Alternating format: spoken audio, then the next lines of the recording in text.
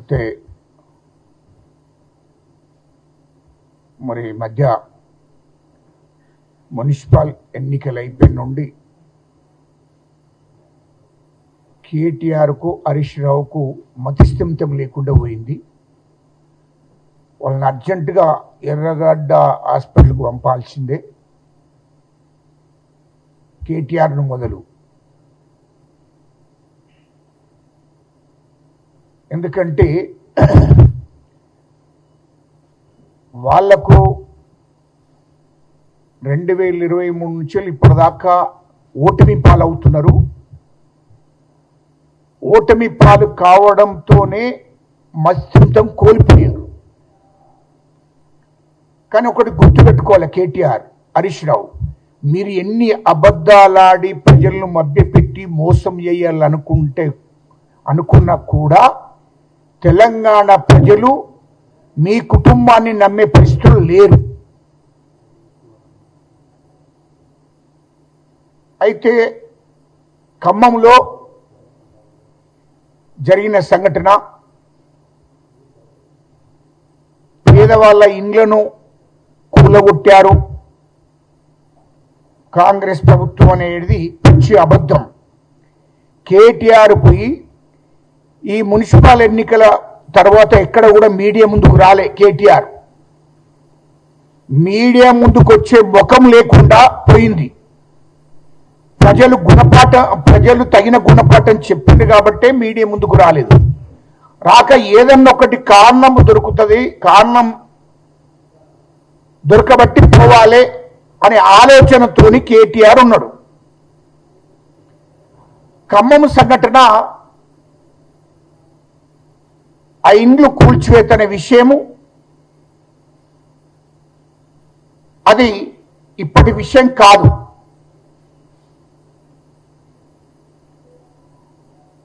వాస్తవానికి అది భూదాం భూమి. భూదాము భూమిని ఆనాడు అక్కడున్నటువంటి ఒక భూస్వామి భూదాం ట్రస్ట్కు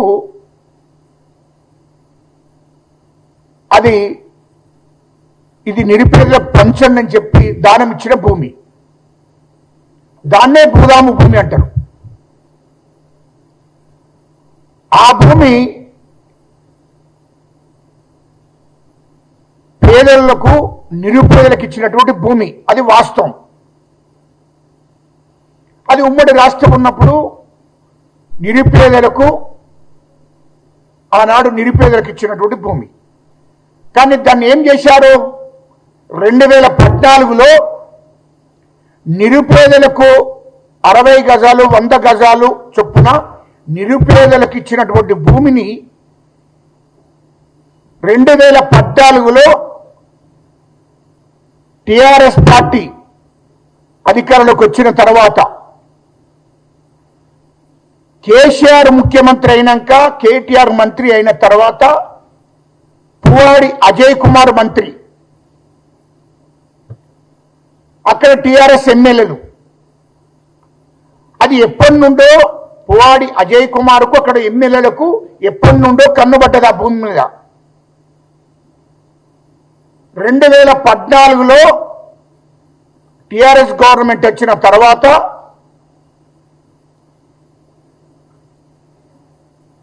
14, 15, 16 ఆ భూమి ఎవరైతే నిరుపేదలు ఉన్నారో వాళ్ళను బెదిరించి అదిరించి పువ్వాడి అజయ్ కుమార్ అనుచరులు, అక్కడ ఎమ్మెల్యేలు, వాళ్ళ అనుచరులు ఆ నిరుపేదలను బెదిరించి మంత్రి పువ్వాడి అజయ్ కుమార్ అనుచరులు ఎవరైతే ఉన్నారో ఆ అనుచర వర్గంతో పాటు ఆ అనుచర వర్గం దగ్గర పనిచేసేటువంటి వేరే నాయకులు, రియల్ ఎస్టేట్ చేసేవాళ్ళు, వాళ్ళందరూ కలిసి అక్కడ వాళ్ళందరినీ కూడా అదిరించి బెదిరించి, ఇగో ఈ రేటు చొప్పున మీకు ఇస్తాము, ఇగో 1 లక్ష నుంచి 5 లక్షలు, 5 లక్షల నుంచి 6 లక్షలకు ఇస్తాము, మీరు ఆ భూమి వదిలిపోవాలి, మీకు పేపర్లు లేవు, ఆ పేపర్లన్నీ దొంగ పేపర్లు అని చెప్పి అక్కడ నిరుపేదలను బెదిరించి అదిరించి ఒక్కొక్కరికి 1,00,000, 2 లక్షలు, 3 లక్షలు, 5 లక్షలు చొప్పున నిరుపేదలకు ఇచ్చి వాళ్ళని అక్కడి నుంచి పంపించి మొత్తం 50 నుంచి 60 ఎకరాల భూమిని వీళ్ళు రియల్ ఎస్టేట్ చేశారు. పువ్వాడి అజయ్ కుమార్ అనుచరులు, అక్కడ ఎమ్మెల్యేలు. ఇది వాస్తవం. చేసిన తర్వాత అక్కడ అది ఇప్పుడు దాదాపు ఆ భూమికి రేటు పెరిగాలి, కోట్ల రూపాయలు అయింది. అటువంటి భూమిని నిరుపేదలను బెదిరించి అదిరించి తీసుకున్నారు వీళ్ళు. ఏది పువ్వాడి అజయ్ కుమార్ మంత్రి ఆనాడు, ఆయన అనుచర వర్గం, ఎమ్మెల్యేలు వాళ్ళ అనుచర వర్గం అంతా టిఆర్ఎస్ కార్యకర్తలు, వాళ్ళ అనుచర వర్గం అంతా ఆ భూమి మీద కన్నుబడి మంత్రికి ఎప్పి, ఎమ్మెల్యేలకు ఎప్పి, ఎమ్మెల్యే అనుచర వర్గము, ఇటు మంత్రి అనుచర వర్గం వీళ్ళందరూ కలిసి ఆ భూమిని నిరుపేదలను బెదిరించి ఆ భూమిని కాజేశారు. వాళ్ళకు 1,00,000, 2 లక్షలకు, 5 లక్షలకు, 5 లక్షలు ఇచ్చేసి ఆ భూమిని బెదిరించి తీసుకున్నారు. లేకుంటే మీకు సర్టిఫికెట్ లేవు, ఆ భూమి మీకు ఎన్నటికి దక్కదు అని చెప్పి బెదిరించారు. ఆ భూమిని వీళ్ళు కాజేశారు. కాజేసి ఏం చేశారు? రియల్ ఎస్టేట్ చేశారు. వీళ్ళకు కోట్ల రూపాయలు వచ్చాయి. దాంట్లో దాదాపు 200-250 కోట్ల భూమి అది. ఆ విధంగా కోట్ల రూపాయలు దండుకున్నది మరి పువ్వాడి అజయ్ కుమార్ మంత్రి, ఆ ఎమ్మెల్యేలు. అక్కడ సగమేమో వాళ్ళ అనుచర వర్గానికి, సగమేమో మంత్రికి, అక్కడ ఎమ్మెల్యేలకు. ఈ విధంగా రియల్ ఎస్టేట్ చేశారు. అవి చేస్తే మా కాంగ్రెస్ ప్రభుత్వం వచ్చినాక మా మంత్రులు అక్కడ విచారణ చేయించారు. అసలు ఏంది ఇది, బుదాం భూమి నిజమైన నిరుపేదలకు ఉందా, ఇది వాస్తవేనా అని అంటే పూర్తిగా అధికారులు, అక్కడున్న అధికారులు పూర్తిగా విచారణ చేయగా ఇది నిరుపేదలకు ఇచ్చిన భూమిని టిఆర్ఎస్ గవర్నమెంట్ ఇచ్చినాక పువ్వాడి అజయ్ కుమార్ అనుచర వర్గము, ఇటు ఎమ్మెల్యేల అనుచర వర్గము, వీళ్ళంతా టిఆర్ఎస్ వాళ్ళు కలిసి ఆ భూమిని బెదిరించి అదిరించి వాళ్లకు 2 లక్షలు, 5 లక్షలు ఇచ్చేసి ఆ భూమిని కాజేశారు. కాజేసి రియల్ ఎస్టేట్ చేశారు. చేస్తే వాళ్ళకు 100 కోట్ల రూపాయలు, అంటే 200 నుంచి 250 కోట్లకు వచ్చాయి అని చెప్పడం జరిగింది. ఇప్పుడు అలా కొనుక్కొని కట్టుకున్నటువంటి వాళ్ళే పాపం. వాళ్ళు కూడా ఎవరి దగ్గర ఈ రియల్ ఎస్టేట్ ఎవరైతే చేసిండ్రో వాళ్ళ దగ్గర కొనుక్కొని కట్టుకున్నారు. అక్కడ అసలైన నిరుపేదలు లేరాడా. వీళ్ళు కూడా నిరుపేదలు కావచ్చు, మధ్యతరగతి వాళ్ళు కావచ్చు. వీళ్ళు కొనుక్కొని అక్కడ ఇండ్లు కట్టుకున్నారు. వీళ్ళు అప్పుడు ఏ రేటు పెడితే, ఏ రేటు చెప్తే ఆ రేటు కొనుక్కున్నారు, ఇండ్లు కట్టుకున్నారు. ఒక్కొక్కరు 60 గజాలలో, 100 గజాలలో కట్టుకున్నారు. అయితే దాన్ని మొత్తం విచారణ చేస్తే ఇది ఎవరు, ఈ దోపిడీ చేసింది ఎవరు, ఈ రియల్ ఎస్టేట్ చేసింది ఎవరు, ఈ భూమి కబ్జా పెట్టింది ఎవరు అంటే పువ్వాడి అజయ్ కుమార్ అనుచరులు అని తేలింది. టిఆర్ఎస్ అంటే ఎమ్మెల్యే అనుచరులు అని తేలినాక అప్పుడు అధికారులు విచారణ చేసి ఇమీడియట్లీ దీన్ని ఖాళీ చేయించి, ఎవరైతే దాంట్లో పాపం ఇండ్లు కట్టుకున్నారో, లేకుంటే రకరకాలుగా మధ్యతరగతి వాళ్ళు కూడా ఉన్నారు కాబట్టి మీకు తప్పకుండా ఇండ్లు కట్టిస్తామని మా మంత్రి గారు తుమ్మల నాగేశ్వరరావు గారు, అక్కడ మా మంత్రి గారు కూడా వాళ్ళకు హామీ ఇవ్వడం జరిగింది. మీకు సరే, మీకు నష్టం జరిగింది, తెలిసో తెలియకుండా కొన్నారు, కానీ మీకు ఖచ్చితంగా మీకు ఇండ్లు కట్టిస్తాం, ఇందిరమ్మ ఇండ్లు కట్టిస్తామని కూడా ప్రభుత్వం తరపున వాళ్ళకు హామీ ఇవ్వడం జరిగింది. ఈ డ్రామా వేసి కేటీఆర్ అక్కడికి పోయి ఏమి తెలియని సత్యపుస్తలాగా మీకు మేము ఇండ్లు కట్టిస్తాం, మీరు ఇండ్లు కట్టించేటోళ్ళు అయితే మీరు 10 ఏళ్ళు గవర్నమెంట్ ఉండి కేటీఆర్ ఎందుకు ఇండ్లు కట్టియలేదేను, నువ్వు మొగోడు ఏనైతే ఎందుకు ఇండ్లు కట్టియలేదా అని అడుగుతున్నా నేను. ఎందుకు ఇండ్లు కట్టియలేకపోయినావు? 10 ఏళ్ళు అధికారంలో ఉన్నావు కదా, ఆ భూమి ఇప్పుడు వచ్చింది కాదు కదా, ఉమ్మడి రాష్ట్రం ఉన్నప్పుడు ఇచ్చిన భూమే కదా అది. మరి నువ్వు 10 ఏళ్ళు ఉండవు, వాళ్ళకు పర్మిషన్లు ఇచ్చి ఇండ్లు కట్టి ఇవ్వాలి కదా, నువ్వు ఎందుకు ఇవ్వలేదు అని అడుగుతున్నా. మీ వాళ్ళంతా రియల్ ఎస్టేట్ చేస్తే మీ మంత్రి పువ్వాడి అజయ్ కుమార్ అనుచరులంతా రియల్ ఎస్టేట్ చేస్తే నువ్వు నోరు పూసుకొని ఎట్లా కూర్చున్నావు అంటున్నా. ఇయ్యలే మాకేం తెలియదని సత్యపురుషలేగా ఆడికి పోయి మీకు ఖచ్చితంగా న్యాయం చేస్తా. నువ్వు న్యాయం చేస్తావా? తెలంగాణ రాష్ట్రంలో భూములు గుంజుకున్నదే మీరు. ఆనాడు ఇందిరమ్మ ఈ దేశ ప్రధానమంత్రి ఉన్నప్పుడు ఎస్సీలకు, ఎస్టీలకు, బీసీలకు, అణగారిన కులాలకు దాదాపు 15 లక్షల ఎకరాల భూమి ఇచ్చారు. గ్రామాలలో, మండలాల్లో, జిల్లా హెడ్ క్వార్టర్లలో ఎకరము, 2 ఎకరాలు, 5 ఎకరాలు, 10 ఎకరాలు ఇస్తే ఆ భూములన్నీ టీఆర్ఎస్ గవర్నమెంట్ వచ్చినాక కేసీఆర్ ముఖ్యమంత్రి గారు గుంజుకున్నాడు, కేటీఆర్ గుంజుకున్నాడు. ఇది వాస్తవం కాదా? హైదరాబాద్ చుట్టూ ఉన్నటువంటి పరంపోగు, బంచరాయి, సిక్కం భూమి అంతా మీరే కదా కబ్జా పెట్టి బినాంపేర్ల మీద పెట్టి అమ్మి పడేసింది. ఇది వాస్తవం కాదా? ఇలా మాకు ఏం తెలియదన్నట్టు ఎరగని పూసలెక్క పోయి ఖమ్మంలో పోయి మీకు న్యాయం చేస్తా. నీవు ఉన్నప్పుడు ఎన్ని వేల ఎకరాలు కబ్జా పెట్టావు, ఎన్ని వేల ఎకరాలను ఇతర కంపెనీలకు ఇచ్చావు. పేదల భూములను, గిరిజనుల భూములను, దళితుల భూములను, పరంపోగు, బంచరాయి, సిక్కం భూములను కంపెనీలు తీసుకొచ్చి కంపెనీలకు అప్పచెప్పలే నువ్వు. అది మరిచిపోయింది అనుకుంటున్నావా? నువ్వు నిరుపేదలకు సహాయం చేస్తావు. ఆనాడు కాంగ్రెస్ ప్రభుత్వం ఇచ్చిన భూములు దాదాపు ఇందిరాగాంధీ అమ్మ ప్రధానమంత్రి ఉన్నప్పుడు ఇచ్చిన భూములు దాదాపు 40-50 ఏళ్ల కింద ఇచ్చిన భూములన్నీ మీరు మీ గవర్నమెంట్ వచ్చినాక, కేసీఆర్ ముఖ్యమంత్రి అయినాక, నువ్వు మంత్రి అయినాక మొత్తం పేదల భూములు, దళితుల భూములు, గిరిజనుల భూములని గుంజుకొని ఇతర కంపెనీలకు దారదత్తం చేశారు. వాళ్ళ దగ్గర 100 కోట్లు తీసుకొని మీరు బినామీ పేర్లు పెట్టుకొని భూములను అమ్మేశారు ఇక్కడ హైదరాబాద్ చుట్టూ. ఇది వాస్తవం కాదా? జిల్లాలలో మీ మంత్రులకు అప్పచెప్పి పడవకు, బంచరాయి, సిక్కం భూమి, గిరిజనులు, దళితుల భూములన్నీ మొత్తం ఆనాడు కాంగ్రెస్ ప్రభుత్వం ఇచ్చిన భూములన్నీ గుంజుకొని మీ మంత్రులు అక్కడ భూములు అమ్మేసి నీ వాట నీకు ఇచ్చారు, మంత్రుల వాట మంత్రులు తీసుకున్నాడు. ఇది వాస్తవం కాదా?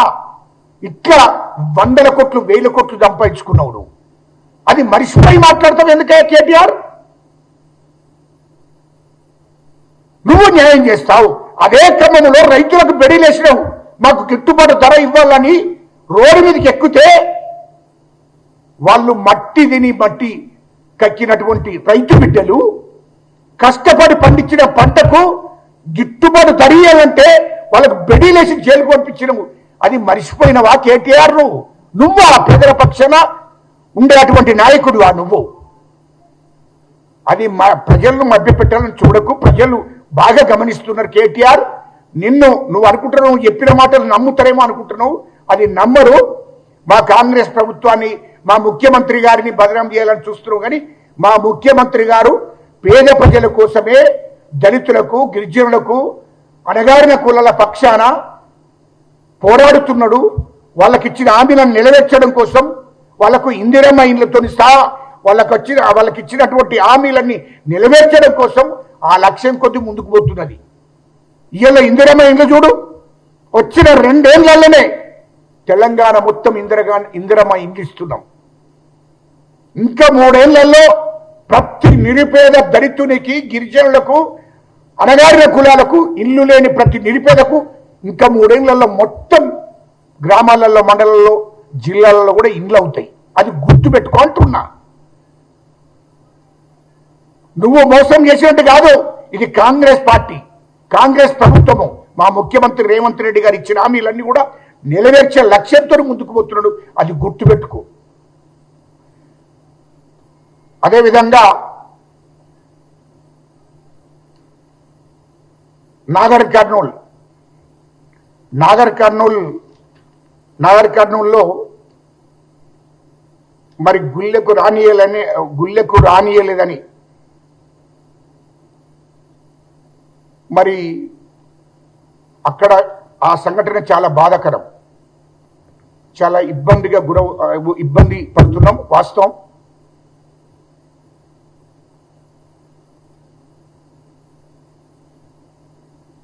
నాగర్ కర్నూలులో జరిగిన సంఘటన అక్కడ అధికారులు ఎస్పీ గారు డిఎస్పీ గారు పూర్తి విచారణ చేశారు. ఇప్పుడున్నటువంటి పరిస్థితులు కూడా మరి ఇప్పుడు అంత కుల వివక్షత ఉన్నది.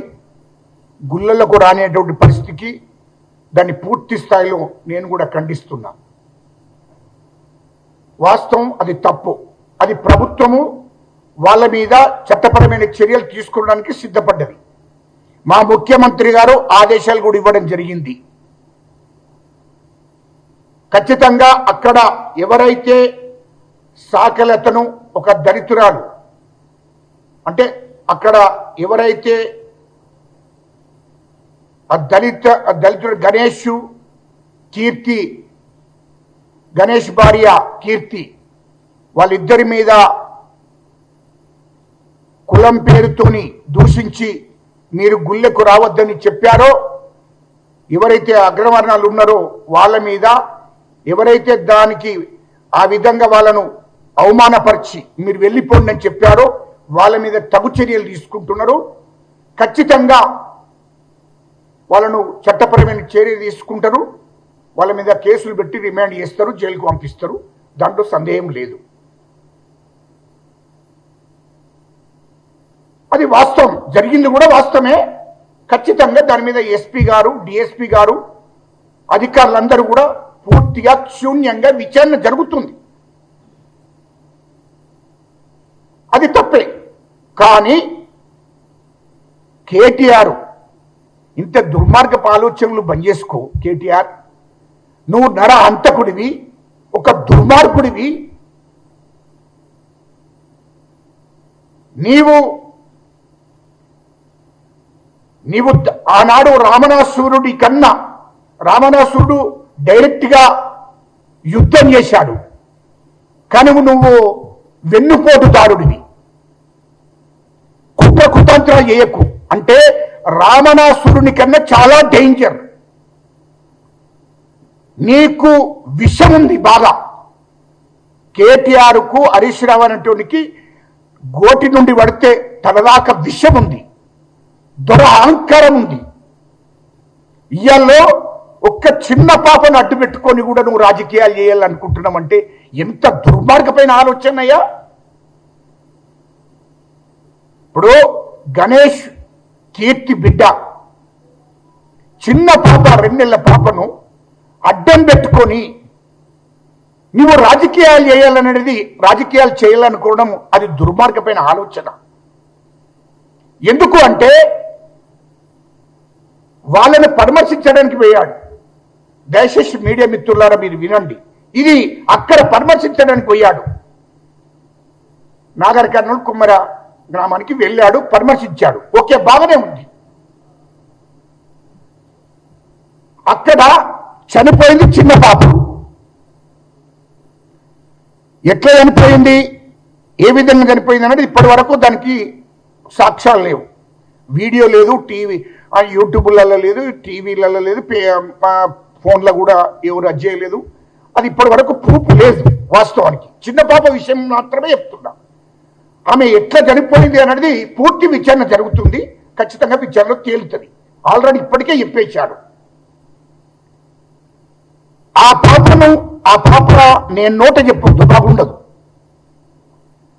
కేటీఆర్ అనే అతను పరామర్శించడానికి పోయి అది చిన్న పాప, అక్కడ జరిగిన సంఘటన ఏమో కుల వివక్షత. వీళ్ళు చిన్న కుల పొళ్ళు, సాకలి వాళ్ళ ఆ గణేష్ అనటైన భార్య ఎస్సీ మాదిగా. కాబట్టి ఈ కులాన్ని అక్కడికి రానివ్వకూడదని చెప్పి కులంతో దూషించి నెట్టేసింది వాస్తవం. దాని మీద అధికారులు విచారణ చేశారు, వాళ్ళ మీద తగిన చర్య తీసుకుంటున్నారు. కానీ కేటీఆర్ పోయింది ఏంటి? కేటీఆర్ పోయి ₹1,00,000 మీకు ఆర్థిక సాయం చేస్తుందని చెప్పి నీకు 10 లక్షలతో ఇల్లు కట్టిస్తారని చెప్పాడు. చిన్న పాప చనిపోయిన దానికి నువ్వు ఇల్లు కట్టించడానికి ఏమన్నా సంబంధం ఉందా కేటీఆర్ చెప్పింది?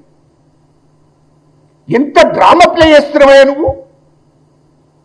నీవు చిన్న పాప పోయినా పర్వాలేదు, మీకు 20 లక్షలు నేను పంపిస్తా అని ఆ యొక్క గణేశును కీర్తిని నమ్మించి నీవు ఆ పాపకు సావుకు కారణమైన కేటీఆరే కారణము, ఇది వాస్తవము. ఎంత దుర్మార్గమైన ఆలోచనలు చేస్తున్నావే నువ్వు ఇంట్లో కూర్చొని. నువ్వు ప్రతి ఎన్నికల్లో ఓడిపోతుందని చెప్పి అది మనసులో పెట్టుకొని కుట్రకుతంత్రాలు చేసి కాంగ్రెస్ ప్రభుత్వాన్ని బదనాం చేయాలి, మా ముఖ్యమంత్రి గారిని బదనాం చేయాలనే ఒక చెడ్డ ఆలోచనతోని వాళ్ళ అత్త చంద్రకళని ఆమెను సంప్రదించి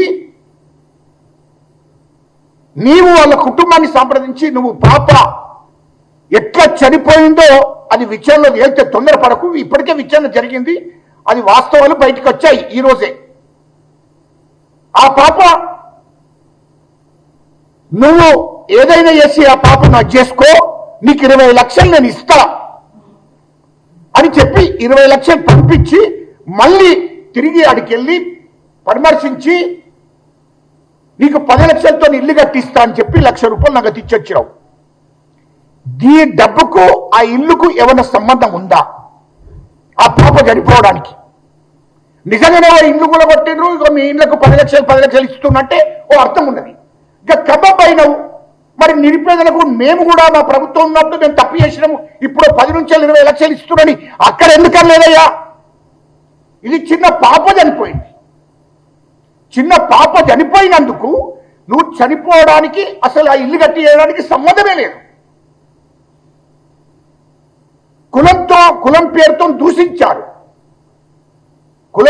దూషించారు, అవమానపరిచారు. చిన్న పాప ఏ కారణం చేత చనిపోయింది? శ్వాస ఆడక చనిపోయిందా, లేకుంటే హాస్పిటల్ చనిపోయిందా, ఇంటికడ చనిపోయిందా, పక్కకు పెట్టు. అది కేటీఆర్కి మొత్తం తెలుసు. కేటీఆర్ కదా చేయించింది. నీకెందుకు ఇంకా చాలా టైం ఉంది, మంచిగా పిల్లల్ని కనుక్కోవచ్చు కానీ అని చెప్పి నువ్వు పిల్ల చనిపోవడానికి కూడా కారణం నీవే కదా, కేటీఆరే కదా. 20 లక్షలు ఇచ్చి వాళ్ళని మభ్యపెట్టి వాళ్ళకు పంపించి తిరిగి ఏమి ఎరగనట్టు వెళ్ళి పరామర్శించి నేను ఇంకా 10 లక్షలతో ఇల్లు కట్టిస్తాను. ఇల్లుకు చిన్న పాప చనిపోవడానికి ఏమైనా సంబంధం ఉందా అని అడుగుతున్నా నేను. ఇదంతా కేటీఆర్ నువ్వే కదా కుట్ర చేసింది, కేటీఆర్ కదా ఇది కుట్ర చేసింది. అరే లుచ్చేనా కొడుక, గింత కుట్రకుతంత్రాలు చేస్తావు మా కాంగ్రెస్ ప్రభుత్వాన్ని, మా ముఖ్యమంత్రిని బదనం చేయడానికి. మొత్తం నీ సంగతి నేను రంగంతా తెలంగాణ ప్రజలకు చెప్తాం. అరే నేను కూడా తెలంగాణ ఉద్యమకారుండ్రా భయ్, నేను కూడా ఈ సామాజిక వర్గాల కోసం ఉద్యమం చేసిన, పోరాటం చేసినోండి, ఈ జాతుల కోసం నిరంతరం ఉద్యమం చేసినోండి. లుచ్చానా కొడుక, నువ్వు ఇట్లాంటి కుట్రలు చేస్తావా? ఒక పాప చనిపోవడానికి ప్రధాన కారణం కేటీఆరే, అది గుర్తుపెట్టుకొని మీరే మిత్రులారా, ఇది వాస్తవం. 20 లక్షల కోసం ఒక చిన్న పాపను 20 లక్షలు ఇచ్చి చిన్న పాప చనిపోతే ప్రభుత్వాన్ని బదనం చేయొచ్చు, ముఖ్యమంత్రి గారిని బదనం చేయొచ్చు అనే ఆలోచన చేసినటువంటి ఒక దుర్మార్గుడికి.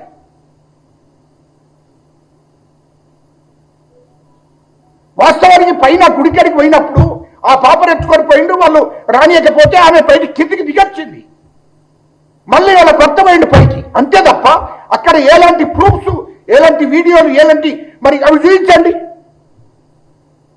వాస్తవానికి పాప చనిపోవడం బాధాకరం, కానీ దానికి కారణం కేటీఆర్.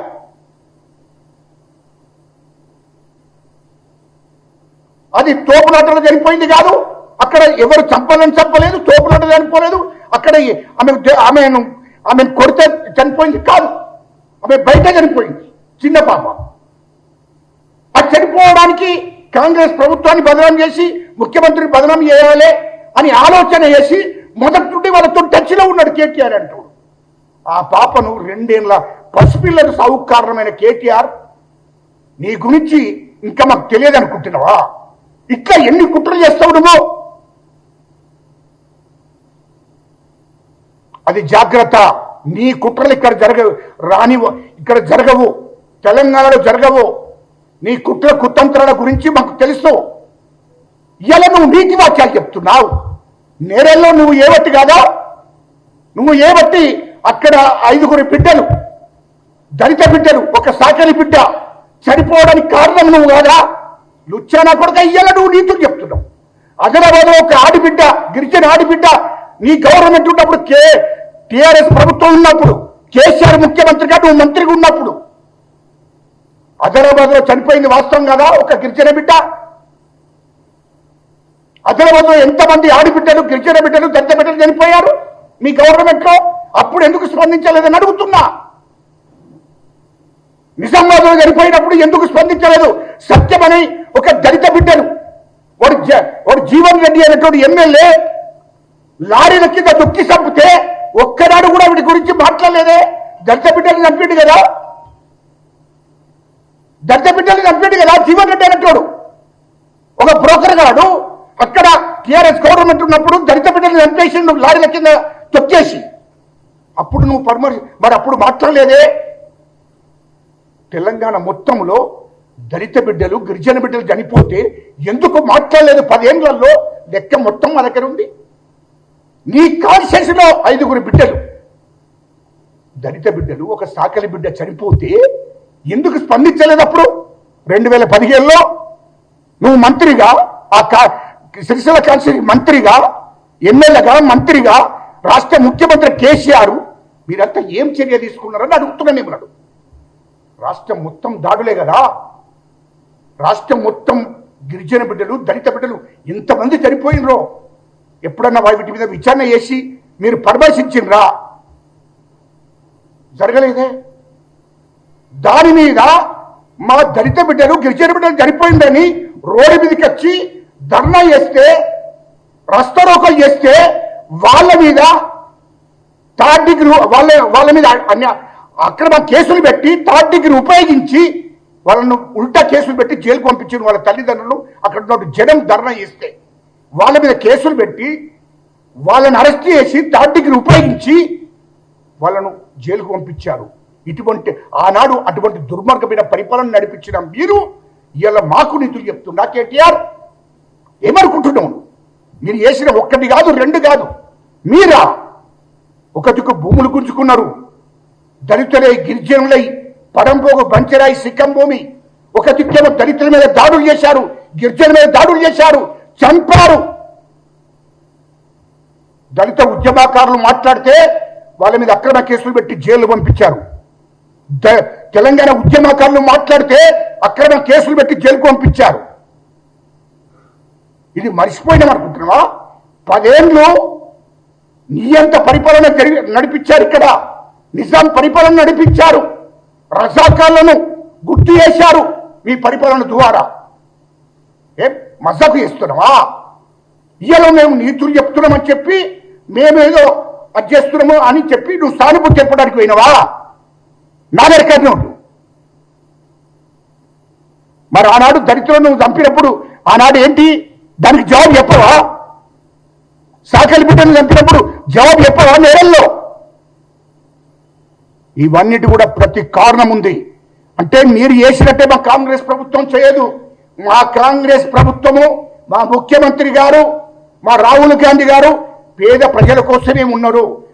ముఖ్యంగా దళితుల కోసం, గిరిజనుల కోసం, నా అణగారిన కులాల కోసమే మా ప్రభుత్వం ఉంది. మా ముఖ్యమంత్రి గారు వాళ్ళ కోసమే జీవిస్తున్నాడు, వాళ్ళ కోసమే ఈ ప్రభుత్వం ఉన్నదని చెప్తున్నాడు. వాళ్ళ కోసమే పనిచేస్తున్నాడు ముఖ్యమంత్రి గారు. అది గుర్తుపెట్టుకో అని చెప్తున్నా. నువ్వు ఇవాళ ఇష్టం వచ్చినట్టు మా ప్రభుత్వాన్ని బదనాం చేయడం కోసం ఇన్ని కుట్రకుతంత్రాలు చేస్తావు. నువ్వు చేసినాయని మర్చిపోయినావు అనుకుంటున్నావా? అన్ని గుర్తున్నాయి, జాగ్రత్త. ప్రతిదీ గుర్తుంది. నేరేల ఇష్యూ అంతా నేనే చేసిన, నేరేల ఇష్యూ వాళ్ళ కోసం కొట్లాడిన, ఉద్యమం చేసిన, పోరాటం చేసిన, అక్కడ దళితుల కోసం, సాకలి వాళ్ళ కోసం, అణగారిన కులాల కోసం నేనే ఉద్యమం చేసిన. ఆనాడు నా మీద కేసులు పెట్టియలే. ఆనాటి బిడ్డల మీద వాళ్ళ కోసం అక్కడ నేరేల్లో ధర్నాలు చేస్తే మా బిడ్డలను చంపేసినవయ్యా అని చెప్పి ధర్నాలు చేస్తే వాళ్ళను అరెస్ట్ చేసి థర్డ్ డిగ్రీ ఉపయోగించి జైలు పంపిన చరిత్ర కేటీఆర్ నీది రాబోయి. ఎందుకు నువ్వు ఇవాళ నీతులు చెప్తున్నావు? నాకు అర్థం కాలే. ఎంతమంది ఇల్లు కూర్చోలేదు ఈ ప్రభుత్వంలో? ప్రాజెక్టుల పేరు మీద రైతులై పేదవాళ్ళ భూములు గుంజుకొని అక్రమంగా గుంజుకొని వాళ్ళని బెదిరించి అక్రమంగా గుంజుకొని మీరు ఫామ్ హౌస్లు కట్టుకున్నది వాస్తవం కాదా? మీ బినామీ పేర్ల మీద చేసుకున్నది వాస్తవం కాదా? మీరా ఇయ్యాల నీతులు చెప్పండి. కేటీఆర్, నీ చరిత్ర మొత్తం తెలుసు, జాగ్రత్త. నీ మీద అన్ని కేసులు ఉన్నాయి. అన్నిటి మీద మీరు ఎంత దోపిడీ చేశారో అవన్నిటి మీద కూడా విచారణ జరుగుతుంది. ఖచ్చితంగా నువ్వు జైలుకు పోతావు. ఇక ప్రజలు మిమ్మల్ని నమ్మే పరిస్థితి లేరు. ప్రతి ఎన్నికల్లో మిమ్మల్ని ఓడగొట్టారు. ఈ రాష్ట్రంలో తెలంగాణ ప్రజలు మిమ్మల్ని నమ్మే పరిస్థితి లేదు. అసలు బీఆర్ఎస్ లేకుండా పోతుంది. ఖచ్చితంగా నీ మీద, నీ మీద, నీ బావ మీద, హరీష్ రావు మీద, కేసీఆర్ మీద విచారణ జరుగుతుంది. ఖచ్చితంగా మీరు జైలుకు పోక తప్పదని చెప్తున్నాను.